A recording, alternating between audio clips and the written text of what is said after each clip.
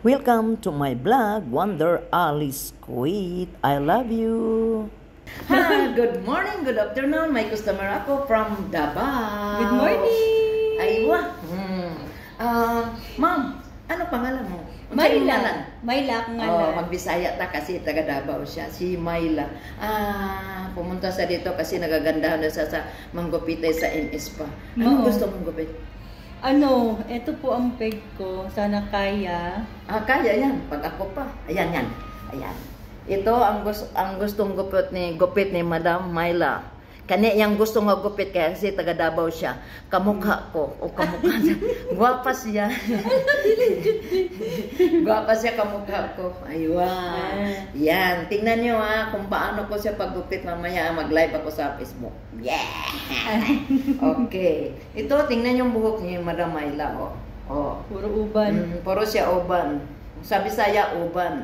Kung sa Tagalog is Uban yapon. Uban yapon. Kung sa English puti-puti ang buhok. See you next week. No, ngayon.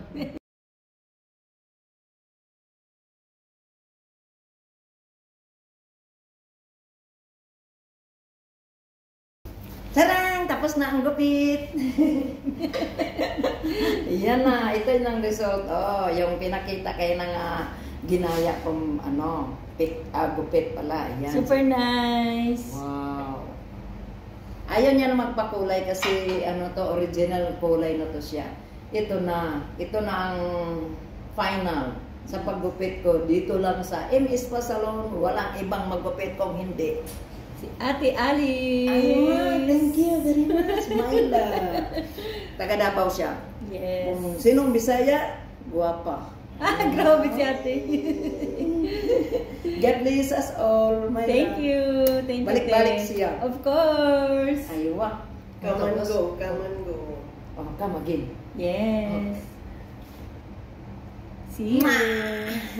See you next 2 months. Hello mga guys, yung buhok niya kanina is mahaba. Ngayon, gusto niya gupit nga ganito si Don Julita.